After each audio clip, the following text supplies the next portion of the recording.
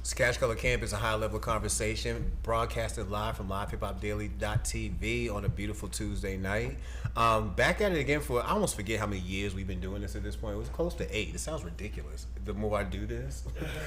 You know what I mean? Because, I mean, you don't think about it, but we started in 2016. So by the end of December, we're hitting our 8th year of doing this. So that's almost a round of applause. I need y'all, even if y'all listening, just clap to yourself. 8 years of doing something. Consistency. Seriously, I remember there's people, my first 2 seasons, I interviewed who were in the weed game, and they was telling me how deep they were in it. And when I say not one of them are in this business no more, yeah, I outlapsed a lot of y'all. You notice, though. Yeah, you do notice things like that. I am proud of that, man. But I'm back with another season, another round of amazing guests, and to kick off our first live show of the year, I got my girl Jade Bird, Eat the Herb, in the building. What's up, Jade? Peace. Hey, y'all. Hey, okay. How y'all feeling? The last time you were here, I was actually behind the camera helping produce a video for you. You was doing a cooking tutorial. Yes. Yeah, that was live. It was live. It was fun. I was able to talk my shit and do what I do. And I was auditioning for a TV show, and that's working out pretty well. We're still working that out. Yeah. So, yeah, that was fun. I was super grateful. It was just an opportunity that came to me, and I took advantage of it, and here we are. Well, thank you for trusting myself and trusting Liv and trusting Joe with your vision. I walked away. I remember going home smelling like so much food. Like, I forgot you cooked that fresh on the spot, but it's bomb. And speaking of that, we're going to get into her cooking and when did you find a heart for cooking and all these other things? Matter of fact, that's my first question. When did you find a heart for cooking? It's crazy because when I was younger, I was notorious, for not being able to cook well at all. Like how young we talking about? I would say, starting around the age of 8 is when we started really cooking for ourselves. Me too. As kids. Me too. My rice was always burnt at the bottom, raw on top. It was like that for a long time. But my interest was more so in health and wellness. So when I went to school at Georgia State, I majored in dietetics, nutrition. So that's what I studied. That's what my degree is in. That's what's up. When I was cooking around the same time, but I wasn't doing rice at all. It's so wild. My mom and my dad wouldn't trust me to do rice, but they sure allowed me to peel and cut potatoes, make French fries and grilled cheeses when I got home. Mm-hmm. Yeah, so I still make that to this staples. Day. Yeah, staples. So you went to school, and this was something that you eventually did pick up. When did you learn that you was actually getting better at it? When people started to refer to me as a chef, and I wasn't referring to myself as a chef, at the time I was referring to myself as a cook. Okay. Or someone who makes edibles. Chef does sound like a lofty title. Once you say chef, you really doing this. Mm-hmm. Chef is, someone who went to a culinary arts school. In my dietetics program, there was a lot of, culinary curriculum, but it wasn't a culinary arts program. It was nutrition. It was dietetics. It was the science behind food. What's the school that's primarily that? Was it Johnson & Wales? I feel like when I was living in Charlotte, I felt like there was a school that's primarily all about culinary arts. I just can't think of the name of it. Don't give me the line because I don't know. I ain't gonna get you the line. Hopefully I ain't lying. Hopefully I ain't saying Johnson. Everybody I know to go to the Cordon Bleu, okay? It's all good, man. But cooking is something that I feel like most people think they're good at. It's just, you figured out that you're actually better than good, and that's a good thing. There's a lot of good people running around here trying to sell us plates. Well, food and nutrition is really tricky because even being in the nutrition field and pursuing a career in it, it's weird because everybody has their own thing about nutrition and what works for them, and it's never a one size fits all when it comes to diet. And so it's the same thing with food. Everybody cooks, you know what I mean? It's kind of to a certain extent a level playing field for everyone because everybody cooks, everybody needs food. So who's to say people do say it, but at the end of the day, if you go home and you cook for your family and your family enjoys your food, then you're an awesome cook. All right, so I'm an awesome fryer. Like I've always felt like my fried chicken is the bomb. Like that's one thing I know for a absolute fact. If I I'm make curious. This, I'll make it. I'm not. I was thinking about Cat Williams. It's not Cat Williams and Wanda. This ain't my world famous broccoli. my chicken is bomb as hell, man. Is it? Yeah, man. Like I've gotten. Matter of fact, I knew my chicken was real good when my mother-in-law requested me to make some for her. And I was like, okay. Yeah, mother-in-law. Yeah, you in there, mother-in-law. Exactly. She said, "Yo, ask Mecca to make some of that chicken." I was like, I got you. Is there any like specific seasoning you giving off? I'm not giving y'all the secret sauce, man. Like y'all ain't running off with the sauce on this one, and then everybody start talking about their world famous chicken. I feel you. Preserve it. Yeah, but it's a spicy. I like mine's hard. Like I like cooking it real hard. Like, fried hard. Yeah, fried hard. Like when I say hard, bro, the D is like serious. Like make sure that. So you frying hard using cornmeal in your. I do actually. Cornmeal, get that little crisp crust. It right does. there. It does. So that's that old school. A lot of people don't fry in cornmeal no more. Nah, they ain't know about that. A lot of people's frying is them ordering something. So I'm scared. I was about to give away something, but I see people all day go through DoorDash and stuff, and I'm just now becoming a person who orders out more than anything. But I watch people now, it's like their daily routine is just ordering out. I'm like, your diet gotta be terrible. Yo, I'm not gonna lie. When 2020, when that COVID hit and I started working from home, Uber Eats every day. Like I couldn't believe it. I was looking at my bank receipts. I was like, wow, I order from Uber Eats every day. This is crazy. Really? It was a time to be alive, right? I can tell you right now, my first order from Uber Eats was 2 years ago. Good for you. Yeah. It's a cult, right? Yeah, it is a cult. Yeah, the convenience. Stop playing. And you got access to all these different restaurants. And now I am that person because literally when I was in Vegas, Herb asked me, "Matt, what you doing about to order something for breakfast real quick, man?" Drop that off, man. I dropped that off real quick. But that's what's up. So I love the fact that you have cooking in your spirit. I love that you made this into an actual lifestyle of yours. Speak to us about the fact, the moment that you decided that this was going to be something where you was going to be a caterer, you was going to you was going to actually start entertaining large amounts of guests and not just a small community of people. That happened. I'm not sure the exact moment that happened, but it definitely happened when I started to realize like, wow, I'm really good at this. And my confidence started to develop, and I started to get like really good feedback from people, and people telling me like that this is a very unique experience. I never had vegan food before. If you were to cook for me like this all the time, I could be vegan. People were telling me things like that all the time. I knew the exact moment that I wanted to create Eat the Herb was when I first transitioned over to a vegan diet in 2017 and didn't have shit to eat. And I remember I was high as fuck with my best friend one night, and he had some Chinese food. It was like some type of like chicken and some like really sugary sauce with vegetables and stuff like that. And I was like, well, let me just get a bite of the vegetables and the rice. And he's like, no, you're a vegan and the meat is all up in here. You can't eat this. He's telling me. Yeah. And I'm new to vegan. I was like, yeah, I can't do this. I'm butthurt about it.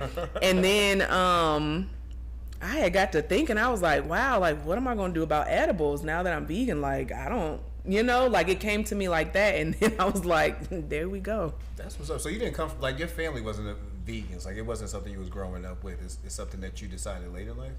No, I grew up eating, hog maw, chicken feet, pig's feet, chitlins. Oh, them are 4 things I've never eaten a day in my life. I'm originally from Omaha, Nebraska. I grew up near like the stockyards. Oh, so you was there. You was able to actually cut the chicken feet. No, not quite. I was able to see it. Gotcha. And smell it. Smells. Cows are the worst smell ever. I don't think anybody should be eating cows. I've been on a farm plenty of times in my life. Like, it's not the best thing. Right. But I also grew up with a granny who had a beautiful garden in her backyard, and we would be out there. So I knew fresh fruits and vegetables. I knew real food. Yeah. As a child. Yeah. So, and I'm super grateful for that. Yeah, I know you're not going back to hog maws and chitlins no more, right? No. No. Not even the vegan version. I might do the vegan version. Who does the vegan I am version? that ghetto ass yeah, I might. There's the chef Joya is out there, and she did these vegan chitlins. Oh, where's Gray at right now? Gray, be upset for it. I'm upset for you, bro. They making vegan chitlins. I'm not saying, I'm good enough not to try it, is what I'm saying. That's wild. One of the things when I was playing basketball back in my younger college days, I called myself going vegan, and this is me going vegan. I'm just gonna eat chicken, cheese pizza, and drink water. And I remember this serious. I remember this girl I was dating at the time told I was saying, "Nah, I'm off meat." And she said, "So you're just gonna be grease and water?" That was me going vegan, and clearly it didn't stick because I'm eating chicken and pork chops right now. Louis Farrakhan, don't get mad at me. I still like pork. At the time, what was that for you? What you mean? Like, was it something that you learned, or you want to be like a better player? It was not that much. It was something. It was something I learned. Like around that time, I'm from Boston, and there used to be this spot in Dudley Square called the Black Library. It was really a kiosk. It wasn't really like a whole library. But I used to get books from there every single weekend. I would go into Dudley Square, and the more and more I would read, especially when it came to African diets and things like that, you would feel like it was more of a plant-based situation. Mm-hmm. So again, I thought I was being deep at the time. I'm like 19, 20. I felt like I was being. I also used to write poetry too. Like it was a wild year for me. Snap. Yeah, exactly. Snap. It was a wild year for me. But I thought to myself, I'm gonna start trying to transition off meat. So my mom's is frying everything every single day. It's hard as hell. But when I got back to campus, my first thought was cheese, pizza, and water. Yeah. It was your go-to. That was my go-to. And I'm kind of nervous about going vegan now. Like I feel like it's something that I want to get into, but I don't know really what's stopping me other than I don't like people who make versions of stuff I actually like but it's like vegetables. Like I don't want to see vegan fried chicken. I don't care. And I've had to learn and accept that about people like the hard way. Like that is really a thing for people. People do not like that. And so I have had to like really humble myself and just call things like what they are. Like us vegans, we fry up some eggplant and we like this a fish plate type situation, but somebody else come in and like this is some fried eggplant and y'all need to stop tripping. I get it. Don't drop a big mushroom on my plate and call it a pork chop. You know what I'm saying? It's like that. But I would be open, especially the older I get. I am open to changing my diet primarily because I want to make sure I ensure my health. You know what I mean? Like I know the background of my whole family. Like I don't want to have hypertension. I don't want to go through certain things. But I'm gonna get there eventually. And having friends like you and having friends like La, I know eventually I'm gonna have to change my diet because that's all y'all keep doing is trying to feed me vegetables. Oh, it's love. It is. It's love. Like vegetables are love. I love. And I'm saying I love vegetables. I love vegetables. It's just I don't feel like I'm gonna eat a plate of them. Not a whole plate. I mean, I'm going to dinner at Mary's, so eventually I'm gonna have to eat a plate of vegetables. But when you see like how I curate this menu, though, like it's not. You're not thinking like, wow, this is good vegan food. You're like, wow, this is good food. I like that. You know what I mean? I like your confidence when it comes to that. Yeah, that's dope. So when did you decide that you was gonna start infusing this food? Like when did that notion pop in your head? Like I think I could do something special with this. It was that night with the Chinese food. Okay. Me, being the dirty vegan, asking my friend for the vegetables in his Chinese food mixed all with meat and stuff like that. I think going into it, I wanted to avoid that feeling of like that fear of missing out. So when I first transitioned over to veganism, I was like making anything that I had a desire to make or a craving to make, I would figure out how to make it so I just wouldn't feel like I was missing out on anything. And so, before I got to that point, anytime I feel like limited or feel like I'm just not like living life to the fullest, it just kind of messes up my head a little bit. So that is kind of what triggered me to, and also not having access to vegan edibles. At that time, vegan edibles or edibles in general just hadn't evolved. It was brownies and gummies. Oh, I know that era. And that wasn't that long ago. That was like 2018. No, exactly. When you know what I mean? Anybody told you they had an edible line, it was brownies, and like you said, it was. It was like really basic things. Like people weren't thinking of cannabis as an herb, as something that you can put in savory food, as medicine, as something that can heal you. So I hate to say that it came to me randomly, but it was literally like me sitting down and just kind of brainstorming one night, and that's how it happened. And I was like, I'm going to infuse Jamaican patties. Oh, I got some. You do. I did bring you some. And you brought me some. That was the first thing that I ever made, and for a long time that was the only thing that I was making was Jamaican patties, and it was just so unique and different to people. It was just a hit, like vegan, non-vegan, like that thing was hitting. Yeah, I believe it. You know, it was, again, you're breaking people from the normal that they were doing, because at that one moment it was gummies, it was brownies, brownies on repeat. So right. for you to see something like beef patties is you know, you jarring people's minds at that moment. I'm sure they was jumping on it. Yeah. People were people loved it. They ate it up. So it was fun. That's what's up. Do you have a favorite? Is there a specific strain you like using? I feel like when we was doing your tutorial, you mentioned you like using Blue Dream. Blue Dream is forever my number one. I definitely have like a special attachment to Blue Dream because I just love everything about it. Like I love how Blue Dream cooks like in savory dishes. Yeah. It does well with desserts, and then I just love how it smokes. I love how it makes me feel like all around. Like that is my number one. That's what. Do you have a number two? Not necessarily, but there's certain like terpenes that I fuck with, like the I hope I don't mispronounce it, the limonene. I love how she went to profiles. Okay. Mm-hmm. Yeah. So I mean, you know, obvious like things like that pair well with like things that I have lemon in them. Yeah. You know what I mean? Lemon cake or lemon desserts, or if I'm sauteing some kale and I, you know, do a little you know, just fresh lemon juice, like that just goes well with that herb. Like it just cooks really well.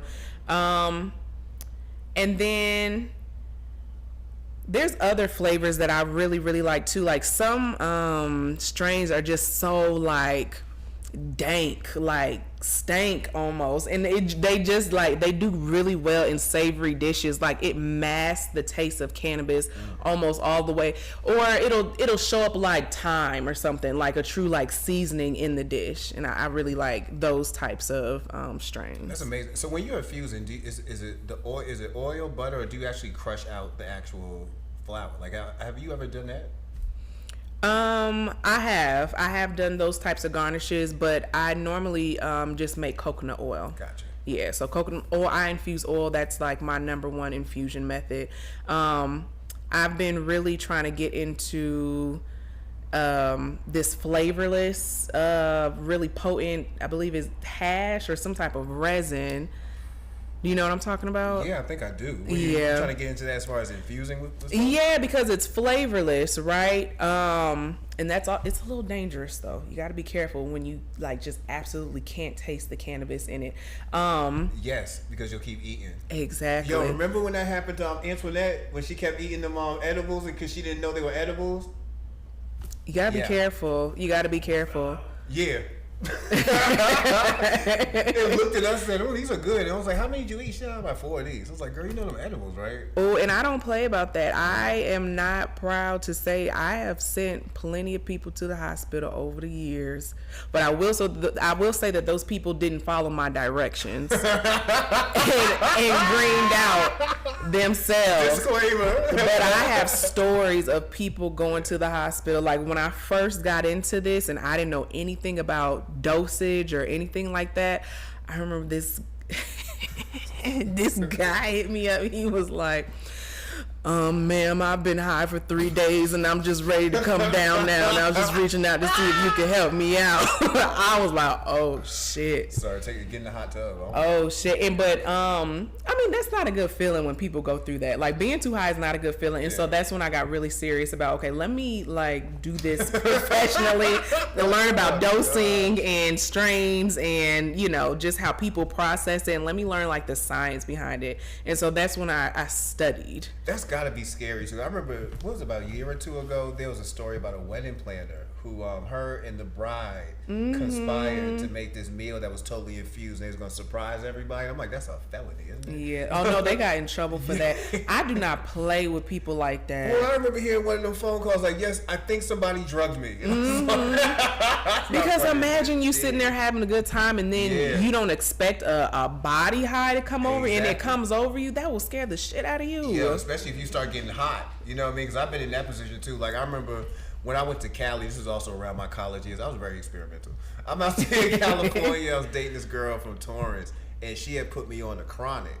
And before that, the only thing I was smoking probably the highest level was probably some Arizona, some good mid-grade, possibly a little bit of hydro, but it wasn't on a consistent basis to where it would have been in my system. I hit that chronic, and when I say I almost felt like Smokey in Friday. Like, I almost took all my clothes off at Universal City Walk. I got so hot, like my whole body was just like, that was the highest I've ever been in my entire life. Really? And that was from smoking? That was from smoking. Oh, wow. And I knew what I was smoking. Like, I was happy to do this. I inhaled the whole blunt. And I stepped outside in this heat in LA, and it was like, all right, Smokey. Yeah, man, Smokey was loading in my body. Like, get all these clothes off my body, man. I'm too hot. What? Cannabis will humble you. Yes, it will. Cannabis will humble even the greatest. Yes, it will. That's why I'm scared of dabbing, because dabbing do that to me too. Like, a dab gets me so high so quick. Like, I don't know how people can do that on a consistent basis. Like, dabbing put me down. Though I do like concentrates. I will roll one in my blunt occasionally. I've never dabbed before. Really? Yeah. Anytime I've been around it, I've like been working the event, and I've had to learn like the hard way. Like, I just can't get high as shit like when I'm working. I can't remember the last time I dabbed was a CBD dab, but prior to that, I would do a CBD. Big Head Bruce had me dabbing up in here. But I like his rig. It was just like something that was a little bit more smoother. Sometimes I be seeing that shit cook up, and I just feel like I'm doing the wrong thing. Yeah, I know what you mean. But it's dope that I love your journey towards infusing. I love your journey moving towards becoming a professional. You're a chef now. We can call you that. Thank you. You earned the title. And now you're I'm well studied. So. You're putting on some dope events too, like Dinner at Mary's. Yes. So Dining at Mary's. Dining at Mary's. I say dinner. You did, and it's cool. It's cool because it's close. It was originally Dinner at Mary's, but we had to switch up the name. Oh, I'm not tripping then. Okay. It was Dinner at Mary's, and then some people came for us because that was their name, and I understood. So, we humbled ourselves, changed around a few letters, baby, because that is what it is. Yeah, you don't want to deal with that. Dining at Mary's ATL, like, all of my favorite things to do in the world is like this. Yeah. Dinner parties, getting people together, showcasing Black artistry, acknowledging it, appreciating it, slowing down, being high. You know what I mean? Fellowship, community, good food, good music. I love these things. Yeah. I love these things. And I love being able to bring people together in this way. I feel like is one of my spiritual gifts. So I feel like I'm definitely in my zone with this. Now, I did help you promote the last one, but I did miss it. I do apologize for that. My everyday life is hectic, and sometimes I just need a break. No, I feel you. This is the entrepreneur thing. You don't ever have to apologize, because I know. Yeah, but I heard it was a good time. Yes, it was amazing. What did I miss dinner-wise? Dinner-wise, okay, so we had 6 courses. 5 of them were infused. The dessert was infused with CBD in an effort to like bring people down. Got you. That's a good idea. Thank you. Thank you being responsible. We had like deconstructed lasagna. We had deconstructed lasagna. You mean like it was meatless? No, so think of I'm cool with it though. Think of like actually it was an eggplant parmesan. So think of like a bake. Okay. But basically like I took like the filling in the noodles and put it kind of like in a cup, and then the fried eggplant was kind of something on the side. So when I looked out, a lot of people was taking the fried eggplant, they was dipping it in there like it was the bread type situation. So it's just like taking a meal and recreating it like it's all the same components, but it's was that the way they were supposed to eat it? I mean, is there a wrong way to eat a Reese's? There's not a wrong way to eat a Reese's, but you being a chef, you know how you prepared this and you knew how this was supposed to be consumed. Like, have you ever looked at it and been like, you heathens, like y'all doing this incorrectly? I have been offended by people eating my Jamaican patties cold. Very offended, just because it is very laborious. Yeah. And so for you not to take the time to heat that motherfucking patty up, and it took me that long to make it, I do get offended by things like that. I can tell by the way you hit that motherfucker. She's serious. Cook that hoe before you eat it. Yeah, but also I notice things like, I notice who eats what. Like, I study people and the type of foods that they like. Like, I pick up on it probably within 2 to 3 days. I'm just like, oh, okay, this person likes really savory foods. This person doesn't really like sweets. This person doesn't like when their palate is overstimulated. You know, things like that I'm able to pick up on. Because a chef is always going to notice, like, who eats what and who didn't eat what, you know? That's what's up. That's what's up. I hate to date you because I bet you'd be like so intense when it comes to what we about to eat. Like, I noticed your body language. Like, you know, this isn't what you like on a regular basis. That must be a hard deal. But that sounded good. That sounded like a cool meal. Like, I'm sorry I didn't miss that, but I'm not gonna miss this next one because then dining at Mary is coming up at the end of this month. Yes, it's on the 27th. It's going to be at Saha CBD. Shout to the homies over there. Yes, they are the homies. I love them. You know Khadijah. I do. Shout out to Bridget. I feel like Bridget opened up in a deli now. She did. She opened up a whole restaurant. I'm so proud of her. Yeah, they do like chopped cheeses and stuff, bro. Yeah. Super proud of her. Yeah, they got a deli. That's what's up. But they are a family, like a family, like in business, and I like, you know, hats off to them. That's like respect. I really like them because I watched them grow from your CBD to we said fuck that, we gonna have our own name. like we leaving the franchise life and we gonna stay in our own. So. Love it, yeah. So it's gonna be at Saha. What's the menu for this next one? So I'm still developing the menu. But it's going to be a Costa Rican soul food infusion. She is going to drag Costa Rica out, ain't she? Oh, I am. So I am going to be relocating to Costa Rica this year. Stop playing. Yeah, I'm super excited about that. Are you working at the bed and breakfast? And it's not an Airbnb, right? The bed and breakfast? Right. So I have a family member, a really close family member who owns a bed and breakfast in Gracia, Costa Rica, that's up in the mountains. And I'm going to be the chef there for the bed and breakfast. Of course, breakfast, but I'm also going to be able to host like private dinners and things like that. So I'm super excited. I am going to be back and forth between Costa Rica and Atlanta. And so our full menu is still going to be available at all times. So, yes. So this infusion, that's how the menu is inspired. It's a Costa Rican soul food infusion. So, food is just so similar, like, you know what I mean? Like, there's just so many like cultures that cross paths, especially like when it comes to like foods and when it comes to like seasonings and things like that. So, like, for example, in Costa Rica, they eat a lot of like rice and potatoes and beans and things like that. So they have this soup called sopa negra. It's like a black bean soup, right? So I'm gonna create this black bean soup, right? And we're gonna have it with some fried cornbread. It's gonna be the whole cakes, and that's the soul food infusion. That's how we bringing that together like that. And that's how you sold me, because I'm like, I don't really like black beans, but I will try that with some cornbread. But also, I need to expand my palate anyway, so don't let me stop you. Go ahead. Like, what's going else with the rest of this menu? Yeah, no, I'm excited about that, and I would love to expand your palate because I do really well with those things. Yeah. So, let's see here. I'm still kind of like deciding on the dessert. I think it's going to be something fruity just because Costa Rica has the best fruit in the world. Like, Costa Rica is one of the healthiest places in the world. Just the way that they deal with the land and things like that. You know, we were up in the mountains, so they grow like a lot of strawberries. I ate gooseberries, soursop, mangoes, rambutan, like all of these just tropical, like really, really just sweet, heavenly, godly fruits. Like, it was just amazing. So, I'm going to have that menu together here pretty soon, but that's what it's, looking like right now. It's, a Costa Rican kind of staple plus that Southern soul food, bring it together like that. I like that. She's making a fusion like a mug. Mm-hmm. Yeah. Okay, that sounds flavorful. All the flavors, yes. All right, so I'm bracing myself for this because, again, it's a new year, new me.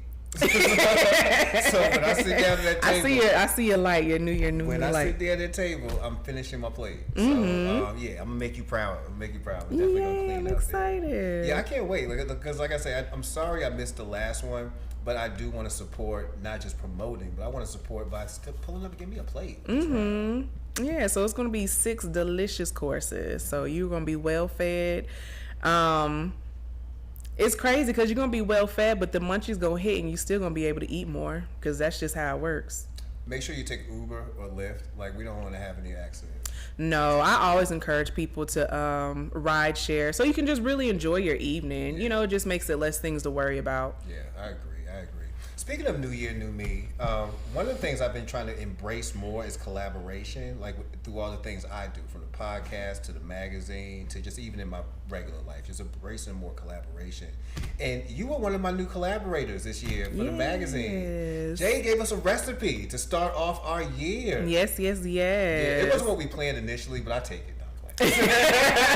No, it's not, and I apologize because that day that I was going to make it and get some good pictures because we originally going to do the akara, which is the black eyed pea fritters, the West African black eyed pea fritters. I ended up not making it.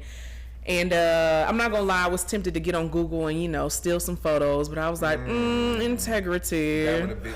Let me tell you integrity. I ain't trying to get nobody in trouble. That would have bit me in the ass so bad. I know. Absolutely, somebody would have did that. And no, I'm not here to do that. So I was like, no, let me, be authentic. Thank you. Now that I know the story, thank you. And pivot and, create this recipe myself and take my own pictures. She did. You did a great job. Thank you. I love food photography. Do you really? I do. I want to get into it. I think I had just like this realization. I want to get into it. Are we talking about a second life here for you? I don't know. Like, I'm so green. Like, I don't know where to start. Like, it's just very new. I just know I love I love it. I love food photography. I love food porn. Like, it's one of my favorite things to do. It's very rewarding. She said food porn. I know you mean like just looking at food. Like, we're not talking about like people stepping on shit. Yeah, it is just food. But I did see an episode of like My 600-Pound Life. And the couple had like a food addiction and they were feeding each other food. That was like food porn to the next level. They was turning each other on with that. I saw an episode of King of the Hill where Peggy Hill was stepping on like watermelon and shit like that. And I'm like, is that with her feet? Is that food porn? It is for somebody. I'm not going on that OnlyFans page. But being that it is a new year and like I say, new year, new me, people are going to look for new meals. What are some new meals that you could recommend people kicking off their new year with? Ooh. So I'm really big on really simple plates. So the meat, whatever that may be, normally it's mushrooms for me, like fried mushrooms. I'm not going to call it chicken. I was about to say pork chop mushrooms. just fried mushrooms because I know how you are about that. A grain or a seed, okay. So that's either going to be like rice or quinoa, and then like a vegetable. I feel like that's just really well rounded. It's something that can easily just be just so flavorful. You can get your textures in there. You got your crunchy from the fried mushrooms. You got your vegetables. Might have like a little bit of crunch in it, but you could just do so much with that, and it's just a very simple. So, your meat, your grains, your seeds, and your vegetables is always just like an easy go-to when you're just trying to eat healthy, trying to eat well-rounded, and wanting to eat real food. We lack real food in the U.S. We do. That's why I was so happy to have you contribute a recipe this year, because I knew whatever it is, we have to also, like you mentioned, we got to all open up our palates. We all got to open up our minds. I thought that'd be a cool idea, and you definitely blessed us. Thank you. I'm just really I'm really proud of Black people. Black people have just really evolving and just becoming more like open-minded to things. And I see it, and I travel. I've traveled the world and I see it. Like, I think it's a beautiful thing. I do too. And that's why we was talking prior to this about, we was talking about Cat Williams. And I was telling you about how I'm trying to train my mind to not be triggered by so much that comes down my timeline. And it's primarily because of one of the things you just said. I feel like people are so closed-minded, but they feel like they're being open-minded, that it's like it's annoying. Like you just don't want to hear nothing unless it sounds like something you want to hear. And people be in comments just going back and forth, and I'm like, I ain't got time for all this, man. Yeah.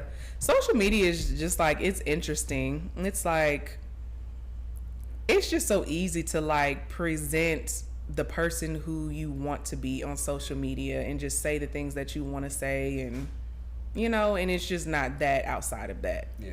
You know what I mean? Yeah, man, social media, bro. I mean, I can't knock it all the way, because I feel like it's one of those things that it's definitely a positive, but I feel like people use it so much for a negative nowadays that it's such a Debbie Downer for me. Like, I really have to like find other things to look at online. As a matter of fact, I saw a post not too long ago that really hit me. How phones evolved, like how when we first had the little phones, the screens were like this small, and then slowly but surely they now the whole entire phone. It's huge. Yeah, man, it's like we've been brainwashed. But I think everybody, I think everybody's going to kind of get sick of social media and artificial intelligence and just how far we're willing to go with this. I think it's going to push people back into desiring like real, organic, like human connections. I hope so, because I feel like you even mentioned with AI and some of the things you're starting to see. I feel like people are begging for the thing that they were so worried about at this point. Like, you're begging for somebody for a robot to take your job. You're begging for a non-existent relationship. You're begging for these things that you said initially before you got on social media, when you used to yell, "I'm not a social media guy." Like, now all of a sudden y'all are wide open for this, and I'm like, I'm just scared, because I don't want none of that. Yeah, I do have fears. Like, I just wonder, like, how far are we going to go with this? But I will say this, right, with like Chat GPT and like all of these things that help people out.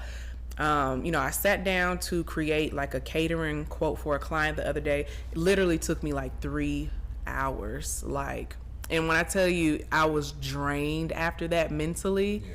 Yeah. But knowing that I could have like this little AI like app, like do it like that, you know what I mean? It's just like things like that. Now I have mixed feelings about it, you know what I mean? But you gotta be serious when you start using AI apps. Like, I use Wonder app when I'm making images. Like, some of the images I made for your last event was on that app. But one thing I tell people, because I saw a lot of people try to, not say ride that, but a lot of people were doing that right afterwards.